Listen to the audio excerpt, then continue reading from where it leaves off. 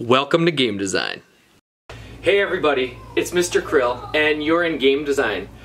This is a little bit awkward, a little bit weird, and a little bit different. However, a lot of you watch YouTube, I'm sure, and so I'm going to be recording the starting lessons for each day, and this is a little bit different for me too, and so play along, go along, do what you need to do.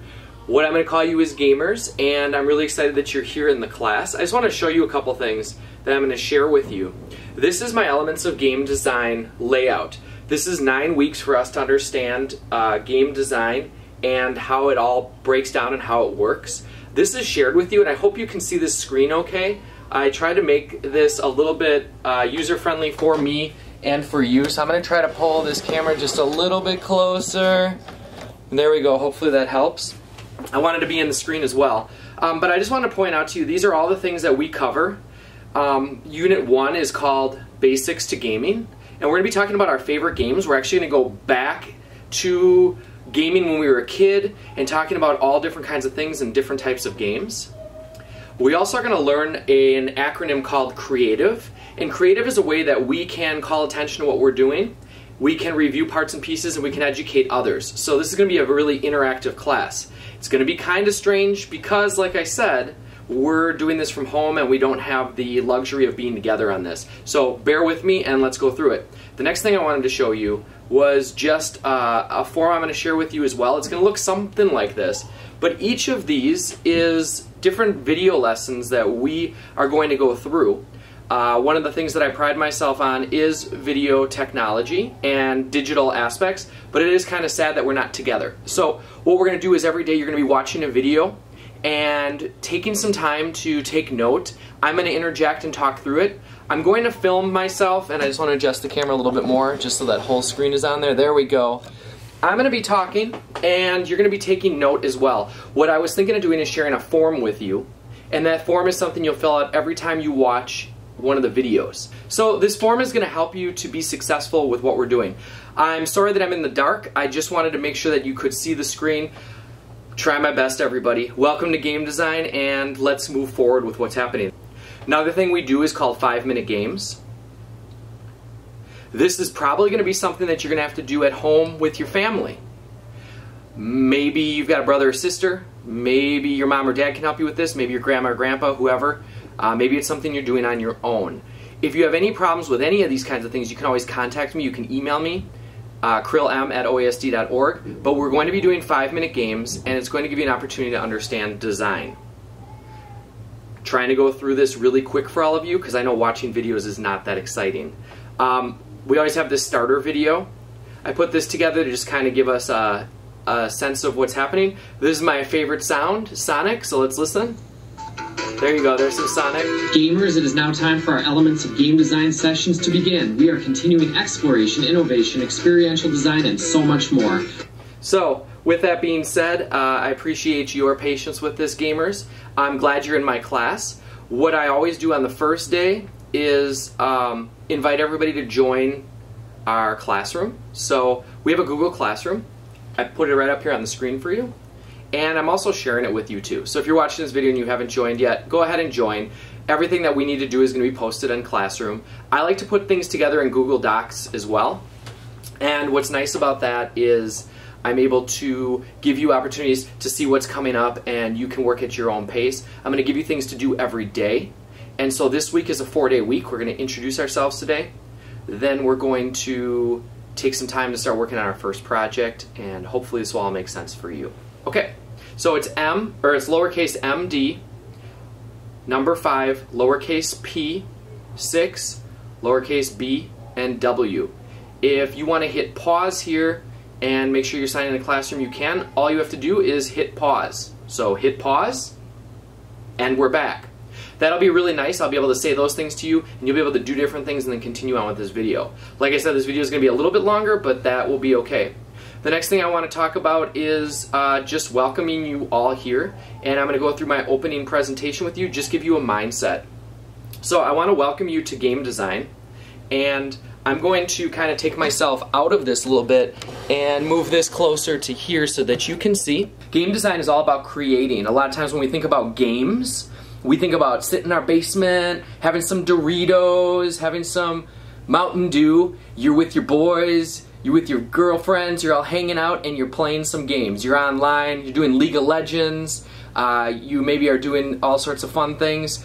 Whatever the case is, you're on your phone playing some games, you're doing some Candy Crush. I know some of you out there are guilty of some Candy Crush. Anyways, when we talk about game design, we're not actually talking about the games, we're actually talking about how are these games put together from the basics down. So I want to welcome you to this class. It's a place for creation. It's going to be a little strange that we're all at home, but if you follow along with what we're doing, you're going to be successful. So today we're going to talk about the structure, mindset for learning, procedures, protocols, and goal setting for this class. So you just got to meet me. I'm Mr. Krill, and can I put my head in there? There I am. Hi. Hey, you know what we could do right now? Get your cell phone. I'm going to grab mine. Get your phone. When you're watching this video, I want you to do a selfie right now and then email it to me so I can see who's in my class. Alright? So, what I'm going to do is take my phone right now. I'm going to take a nice selfie. This is me teaching. And here I am. Can you see me? There I am. Alright, can you do that too? Take a selfie of yourself and then email it to me, krillam@oasd.org. Hit pause, and we're back. Now I know some of you didn't take a selfie and you just waited for this to start up again, but I really appreciate if you all could do that. It would be really nice because then I get to see who you all are and kind of where you're working at. Alright, so I was born in Wisconsin. I went to UWM and I got my master's at Carroll University. I've got 4 boys at home. I've got little Jimmy. I've got Gabe, Sam, and Wolf. Jimmy was just born last summer too, so he's only 8 months old. I've got a little puppy and a kitten at home. I love playing music, traveling, reading, and writing. I like going to coffee shops, planning vacations. Words that describe me are creative, authentic, ideation, organized, motivated, and listener. I'm most excited to learn along with you, challenging you to take baby steps, tapping into your potential, and creating new things. So, here's what I want to think about. This is the most amazing class that we have at OHS, but it's also the strangest class considering now that we can't work together, we're working from home. So just bear with us as we go through this. We want to explore elements of game design. We want to talk about collaboration and cooperation, practice and evaluation, learn and apply, and then the basic ideas to final product. And I wanted to show you that being a game designer actually exists. So I'm going to click on this. I just want to show you. We're going to get into all this over the next 9 weeks. But game design is actually a real thing. You make real money. You can actually get a job designing games. Titles of games can be junior gamer, level designer, game designer, lead designer, content designer, creative director, user interface designer, writer, and script writer. There are so many things that you can do in game design that this is not something just for any average Joe or Jane. Gamers, if you're taking this class, we're actually going to take time to really understand what does it mean to be a game designer. So I always show that because it's not just, hey, we're all playing games here at OHS, but you know what? You do get to play some games. And so just like a football team has practice, and just like a baseball team has practice, we're going to need to scrimmage too, guys and gals. We're going to need to take some time to play some games. So you do have an excuse now, moms, dads, everybody, you have an excuse now. You should be playing games all the time. Board games, making up games, and then you can even play some of the games down in your basement, down in your gamer den. That's right, you get to play all sorts of games right now, and you have an excuse for doing it. No longer can mom and dad say, turn that game off, stop playing those video games, because you can now justify and say, I'm doing what game designers do. I'm taking time, and you can only do this for 9 weeks though. Unless you're actually going to go into game design for your future, and then you'll still have this excuse. But for the next 9 weeks, mom and dad, everybody, this little guy, this little gal, this OHSer gets to play some games. Wow. That's super cool. We all want to know what we're doing and what we can share and what others are doing, and so we want to understand what we're doing now, hourly, daily, weekly, and monthly. That's why I'm going to be sharing everything with you. You can pace yourself day by day. You can work ahead if you would like to, but really, ultimately, I just want us to have a fun time with this. It is really, really challenging. I'm going to be honest again. It's really challenging doing this from home, and it's probably really challenging for you to sit at home and listen to me on little videos that you're doing, but trust the system and know that it's going to work. Be able to explain what you're doing, how and why. And so the way that I work, and I believe this is going to work if we're working at home, and I believe that this is going to work if you're working with me, I call it the framework of yes. take some notes. Maybe you have a notebook. Maybe you want to write some things down, or you're just watching this. However you want to work about this, if you want to take some notes on this, go get a notebook, because we're going to talk about the framework of yes. We're going to talk about how you can be on a team and you can take risks and you can embrace trial and error. And guess what? As I sit here kind of in the dark trying to showcase this kind of stuff, I'm letting you know that you can be part of this, what I call framework of yes. What it ultimately means is that if you have a good attitude and you're willing to put forth the effort, you will be successful. So let's talk about this, okay? Because it is all about success. Hit pause. And we're back. I had us hit pause because I was hoping you got a notebook or something to write with. All right, you've got something? Or are you just taking mental note? Yeah, because gamers have a lot of capacity for remembering a lot of things because you're jamming away on those controllers. So the framework of yes is the mindset we want to have in this course, Elements of Game Design. And by a couple analogies I'm going to share with you right now, it will help you understand that the framework of yes is all about how we define success. So I want to start with marathon runners. Now, if you've been in a marathon, some of you, if you've been in a marathon, or maybe you have parents or friends or family members who have been in it, it takes a lot of endurance, strength, and time. And here's the winner of the 2017 Boston Marathon. They completed it in 2 hours, 8 minutes, and 37 seconds. That's pretty awesome. To run more than 25 miles in 2 hours, that's crazy. And in order to be in a marathon, you have to qualify. And so here are the qualifying times for the marathon runners. If you can't see it, I'll just explain. The age 18 to 34, that's 3 hours for men, 3 hours and 5 minutes for men, and 3 hours and 35 minutes for women. Down here, there's 80-year-old men and women running the Boston Marathon. They can qualify if they run in 4 hours and 55 minutes or 5 hours and 25 minutes. That's insane to me. I think the longest I've ever walked is 5 miles, and that was killer. This is 5 times that. Now, here's last place in the Boston Marathon. 7 hours, 8 minutes, 37 seconds. This person ran for 7 hours. The most I can do for 7 hours is probably sleep. I know some of you out there probably have done some sort of gaming marathon where you've gone like 25 hours. I get it. You've got your Mountain Dew, I understand. But 7 hours of running is crazy. The winner was able to finish in 2 hours and then have a 5-hour difference before this person went across the line. That means they could go home, take a shower, get something to eat, and come back and celebrate this person coming across the line. Before the framework of yes, you might say this person is a winner. A winner. And this person is a loser. Before the framework of yes, you might have considered this person to be successful and this person to be unsuccessful, but I have to stop us all here, gamers. We need to think differently. We need to rethink. This person is a winner. This person is a winner. They both ran a marathon, and everybody in between them ran a marathon too. In order to run a marathon, you have to train for months and months and months. Ladies and gentlemen, to run a marathon, you are successful no matter what place you come in. And that's the kind of mindset we want to have as we are messy and working through some of these game ideas and trying new things. It's about trying new things. To design means to take new ideas and turn them into something that we can use, and that takes a lot of time and iteration. And so we need to rethink winner, winner, success, success. And so it really comes down to, gamers, how do you define success? The other analogy I want to use is the Indy 500. In 1911 was the first Indy 500. Because of the coronavirus, they had to postpone it now, and this year's Indy 500 until August. So it still happens. It's been going on for 105 years-ish. There was a couple years where it got canceled for the World Wars and so forth. But back in 1911, this man won the Indy 500. He was able to complete the race in this car here, the Marmon Wasp. Now, he was an innovator, just like I want you to be. I want you to be innovators like Ray Harroun. He drove the Marmon Wasp in the 1911 race, and notice only one person drove in the car. Well, that was actually unusual back then.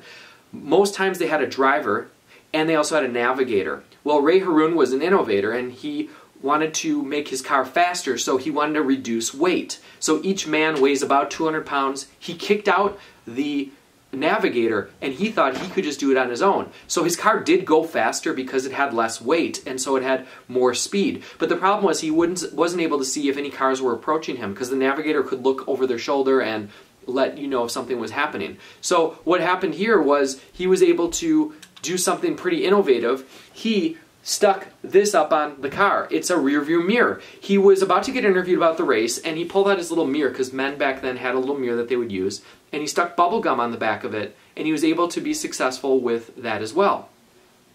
And so he created the first rear view mirror. This allowed him to be innovative and complete the speeds and win the race of 74 miles an hour. Now the cool thing about success, again, and how we define it, is this is my car here. This is my man van, my minivan. His car, which he created the first rear view mirror to be successful, went as fast as my car does now when I just drive to work every day. I go about 70 miles an hour. Don't worry, I follow the speed limit. But my wife could text her friends, my kids could watch movies in the back, and I could be sipping on a Mountain Dew and driving along at the same speed that this first car won. Now my car isn't better than that car, and that car is not better than mine. It's all about our mindset. These are both winners. And in fact, if it wasn't for this car in the rearview mirror, we wouldn't be able to stand on the shoulders of what Ray Harroun did as an innovator. And so Ray Harroun basically allowed us to have a nice car like this to drive around. And so now going 74 miles an hour seems super easy, but back then it was what was most successful. What Ray Harroun had and what he did is called being resourceful. In game design, ladies and gentlemen, we're going to be resourceful. It's a resourceful person can see opportunity when others only see obstacles. Getting through things is a tough job, but when the going gets tough, we're going to get resourceful. Notice some of the words that resourceful represents. Ingenious, capable of full initiative, using imagination in difficult situations. Game designers use imagination. The framework of yes allows us to understand that we need to be resourceful, so when things are getting challenging or hard or difficult, we just figure out a way to do it. Just like how you're sitting at home right now with this video, I'm doing the same thing, putting these together. I'm trying to make our classroom as cozy and as authentic as it would be if we were all together at East Campus. So, we're going to continue on. An example of this resourcefulness is taking the framework of yes and kind of working backwards with it. So this next example is a person who uses the framework of yes in a funny way or in a negative way, I guess, but all in all, it's positive. So here's what happens. In the original Super Mario Brothers, the lowest amount of points that you can get and still win the game is 500 points. And this guy right here, I'm going to hit play on this. I'll talk as this is happening. So this gentleman is so good at Mario that he actually completed this game by skipping every obstacle and being resourceful and completely winning the game. I'm going to turn this down a little bit. There we go. He was able to go through this entire thing by missing everything. He's so good, take a look, that he is able to win the game. And watch his patience here. So right now we've got 342. He waits until it gets down to 0 to hit the flag, so he doesn't get any extra points. He only gets 100 points. He uses these obstacles that are in his way to point out something important. He wanted to be the first person to finish Mario by only scoring 500 points. So let's go down near the end here. He's on the last level. He's got his 500 points. He's skipped and done everything. He had to be so good at Mario that he could make his way through it very quickly, and he wanted to film himself doing this. And so here he is against King Koopa, you know, the original, there he goes, and King Koopa falls into the lava, and here's Princess Peach, and I want to point something out here. So he was able to complete this whole deal and get all the way to the end of the original Mario Brothers and score only 500 points. He was patient, he was resourceful, he did everything he needed to do. And at the end, the princess just says to him, "Thank you, Mario." What? That's all he gets? Just a thank you? No trophies? No big rewards? He doesn't get new land or a big medal? No. And it's really interesting too, because he finishes this game and sometimes all we do get is the thank you. And ladies and gentlemen, sometimes we work hard and we don't get anything at all. But that's okay. I used to teach 6th grade, and sometimes during math class I would say, "Hey kids, let's go outside on the playground and let's play a math game." And the kids would all say, "Yay!" But you know what the #1 question they always asked was? It wasn't how long are we going to be playing. It wasn't, can we play this every day? It was always, what do we get if we win? Now that was very strange to me. That was not using the framework of yes. What do you mean, what do you get if you win? It's just a game, ladies and gentlemen. It's just for fun. You gain the experience, the knowledge, the skills, the creative aspects of it. You get to go outside. It's not always about just getting something tangible. This guy is successful because he completed a game by scoring the least amount of points you possibly can, and it's okay that at the end he gets a thank you from Mario, from the princess. He just wanted to try this out and showcase that. So that's the third point. It's important, the third point would be that when the going gets tough, you can be resourceful, and sometimes what success looks like isn't exactly what you're expecting, and it's not always about a big reward. It's about you trying and being messy and being willing to be patient and only getting like the lowest amount of points. It's whatever you set your goal to be. Then gamers, there's research. This is my last point. In game design, we're going to be doing a lot of research, and we're going to be taking time to look at things that we already knew about, but going deeper. Like, you know what we're going to have a favorite games project, and you already know what your favorite games are. If you thought about it for about 5 minutes, you'd be able to tell me what your favorite games are. But then we go deeper to discover new things and go beyond what we already know and take challenges to really go in depth. And you know, you might replicate things or redesign them and start from scratch, but we want you to get messy and try new things. So one example is, sometimes research is scary. Like, I love pretzels. Take a look here. Here's pretzels. I went to Germany a couple of years ago, had real pretzels, they call them in Germany, and they were so good. I love them. When I got back to America, I wanted to have my own pretzels, so I started doing research because I was going to make pretzels. I wanted to make pretzels just like in Germany. And then something was scary in my research. I didn't know this. There's actually poison in pretzels. Look it up if you don't believe me. There's sodium hydroxide. It's called lye. Lye, L-Y-E. It's sodium hydroxide. It's actually almost like Drano that you would use in your toilets. They actually dip the dough into sodium hydroxide, and because it gets cooked in an oven at 475 degrees, it turns the poison into crisp, yummy, tasty pretzels. And so something I knew a lot about, and I was like, yeah, I know what a pretzel is. I had no idea they were dipping it in poison. So the story is that a monk back in the 1500s was baking bread. That was his job. And he had the dough, and somebody else was cleaning with lye, because they used to use lye, which is a chemical that you would get from fire ash. It's very basic. What I mean by that is there's acidic, and then there's basic items. Something that's very acidic might be like, I don't know, oranges or lemons are acidic, but sodium hydroxide is very basic. It's a level 13 or 14. And so the person was cleaning, he dropped the dough into this solution. And then he didn't know what to do. So he said a little prayer because he didn't want to waste any food, and he decided that it didn't matter, he was going to eat it anyway. So he took this dough out of the sodium hydroxide, this poison, and put it in the oven and started cooking it. And it started to actually smell good. And the bread itself, the crust looked very dark. It was something different than he ever had. So he pulled it out of the oven at the right time, and it looked different than he'd ever seen. And he decided, say another prayer, and he took a bite and he ate it, and it was delicious. And he waited and he didn't even die. And then other people came, other monks came, you know, all the monks that worked in the garden or cleaning, all those monks, they came to eat his bread, and he served it to them because he said it smelled good, and they all loved it. And so he started dipping dough into lye every day. And that's where he came up with this idea. Now, I wanted to make pretzels, and I'm going to put a picture up here. Here's some pretzels I just made. Because we're locked in the house, I made some pretzels. I love making them. You can't use lye here in America. It's illegal unless you have some connections, like the Bakermeister in Okachi. Shameless plug, but you should go get his pretzels. He uses lye. There is a place in St. Louis where you can get lye. And so if you run a company and you make pretzels, you have to pass tests and so forth. Anyways, here in America, you can use baking soda. So I use baking soda instead of lye. So baking soda's basic level is somewhere between a 6 and a 7. So baking soda is 6 and 7, and lye is between 13 and 14. So you can see there's a big difference. But it still works out really good. Take a look at the pretzels I made. I mean, it's not as dark as these here, but it still is really good.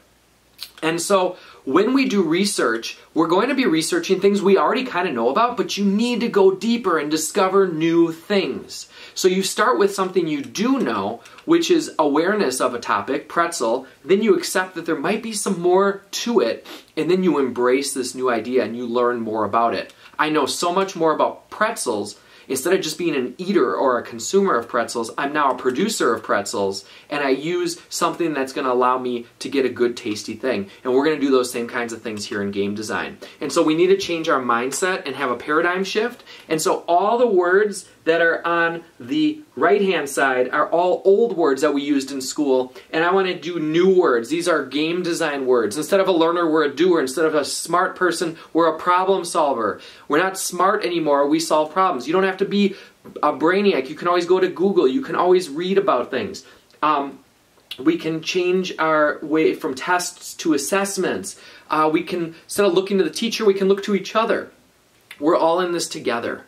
And so those are the things that I want to do. The last thing I want to talk about is just taking notes. I'm going to be sharing documents with you all the time and forms with you that you'll fill out for each of the lessons. So in game design, please watch the videos and then fill out the forms, and then we'll be able to assess you and make sure that you're understanding the materials and at least taking your notes. Now, a lot of times we're not taking notes anymore, we're making notes. So things that are interesting to you, write them down and do more research. Everything I say is important to one degree, but everything you are interested in is super important to the 10th or millionth degree. So to be a game designer, listen to what I have to say. This is just a starting point. You're the important one. You're the one that if you're interested in this, you're going to keep going with it. And all of that information and all that future is out there for you. Take game design away. Here's the teacher talk. We're focusing on communication literacy, technology literacy, and collaboration literacy. These all three literacies are what we're really focusing on everything that we do. Communication, technology, and collaboration. Those are the things that are going to make you successful and get you those jobs in the future, or at least give you a head start on being more successful in the future. And with that being said, we are finished with the framework of YES. It's all about defining success and being the best you can be. In game design, we're going to be making things, taking things apart, trying new things, and working together as a team. If you want to be successful, you need to be messy. You need to face obstacles.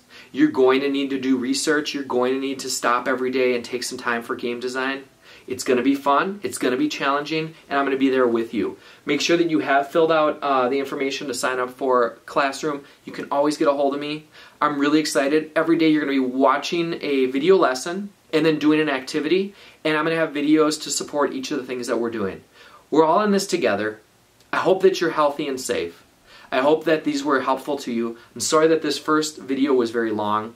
It wasn't meant to be long, it was meant to be informative. I hope that if you have any questions, you can go back and watch it. There is a form that's shared with you to fill out now called the Framework of Yes form. Please get that filled out. Again, I'm Mr. Krill. It was nice to be on your phone or on your Chromebook or on your TV. If you can hook up your Chromebook and use an HDMI cable, you can put me up on your TV like this. It might be a little bit easier to see. It might be more fun for you or whatever you'd like to do. You can always email me. Let me know how things are going. Don't forget to send me that selfie if you haven't done it yet. All right, everybody. Till tomorrow, I'll see you soon. Take care.